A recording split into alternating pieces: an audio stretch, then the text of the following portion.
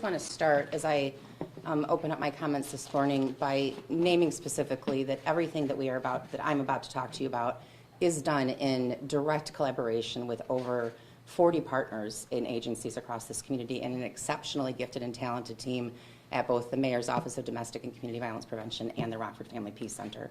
So when I talk about the data and the successes that we've had, I need the community to understand that it is a we. This is a Rockford solution that we're coming up with to all of these issues. And I want to start by talking about our successes.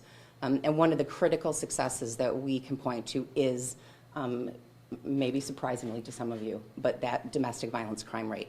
When our office opened in January of 2018, we closed that year with 29% of our violent crime rate being comprised of domestic violence. And what we told the community, what we told City Council, what we told our law enforcement, is if when we opened we were doing things correctly, we would see that number go up. And so a key performance indicator we were watching for and continue to watch for is, are more survivors calling for service? And we are happy to say conclusively we have achieved success in that. When we, as I said, closed 2018, it was 29% of our violent crime rate. Today it is 44%. We expect that number to go up if we continue to do things correctly. Because to be clear, to be crystal clear, not everyone who is experiencing domestic or sexual violence in Rockford, Illinois, is yet engaging with our law enforcement or with our criminal justice system. We have more work to do. And the reason that's a key component and a critical performance indicator that we will watch for is because the only way that we can get to recovery and restoration for our survivors and their children to address the overall violent crime rate and youth violent crime rate is by bringing this issue into the light and by providing pathways of recovery and support to not only our survivors but their children. And one of those pathways that we are successful in and very happy to talk about is the creation and opening of our Family Justice Center that we've decided to call here our Rockford Family Peace Center.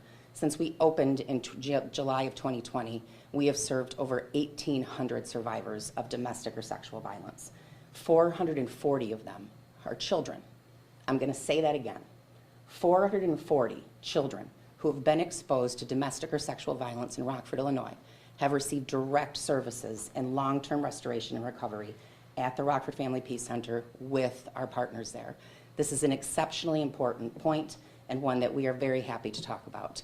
One of the other projects that we have coming out of the Rockford Family Peace Center, in addition to these restorative and trauma interrupting efforts, is lethality prevention.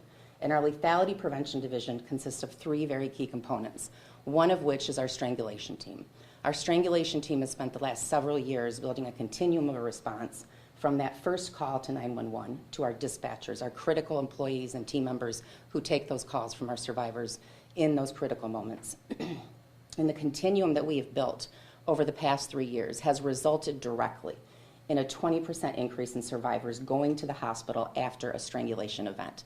That is impressive, and it is unprecedented, and it is critical. And we know it's critical because the voices of our survivors and the data tells us that as soon as we can get to the mitigation of non-fatal strangulation for our survivors, the sooner we can interrupt the traumatic brain injury and long-term other mental health and physical health issues that survivor will inevitably experience as a result of the behavior of that perpetrator.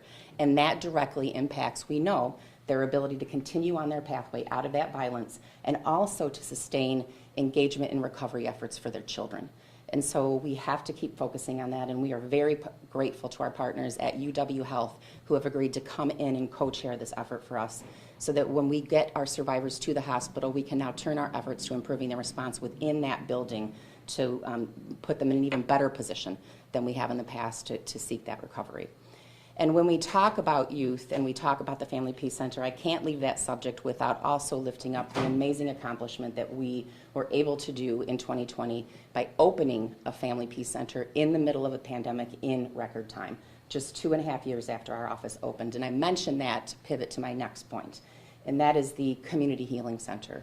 Our office expanded to youth violence and to addressing youth violence directly about 2.5 years ago. And in that same record time it took us to open the Family Peace Center, in just a few days, we will be opening a Community Healing Center at Kilburn Avenue Boys and Girls Club. The work that is going to be going on in that building is directly informed by our listening sessions with our community and very specifically our work with our Youth Policy Council at Comprehensive Community Solutions and the good people in that building. Their words, their advice formed the foundation for the grant that we applied for and ultimately won. Only 7 in the country were awarded, and our young office was gifted the opportunity to do this. And so again, in just 10 days, we will be starting programming in the Kilburn Avenue Boys and Girls Club. And the objective is to interrupt trauma from all youth exposed to any violence, right? So it's not just going to be domestic or sexual violence. Any child under the age of 25 who has experienced or been exposed to violence has an opportunity to come into that space and have their trauma mitigated, have that trauma interrupted, and to get them on the pathway to success and restoration. And finally, I want to close with the good news of an expansion of our grassroots team. We've been talking about our grassroots team. This community knows by now, I think and I hope, that we do not do work in our office without the direct involvement of the community. We have a Voices community survivor group, and we have a grassroots community survivor group, and we have our Youth Policy Council. And our grassroots team is one that we cultivated and sat very quickly in 2021 after the office was expanded to focus on youth and community violence. That team evolved into a fast-moving group that really hit the streets to try to interrupt violence in real time. And I'm happy to report today that we have a solid framework, and that team is in fact engaging in a collaboration with us in real time to respond to gun violence in our community. When they have an opportunity to engage with survivors of gun violence, they are offering them wraparound support services, much as someone would receive in a community healing center or in the Family Peace Center, but actually in the community where they are. And to date, since we started doing the street response in December, we have provided services to over 30 people, and 12 of them are still consistently engaged, and that includes mental health support. And so we're very happy with the success that we've had to date, and we're very much looking forward to what 2024 will bring to add on to the growth that we've already experienced.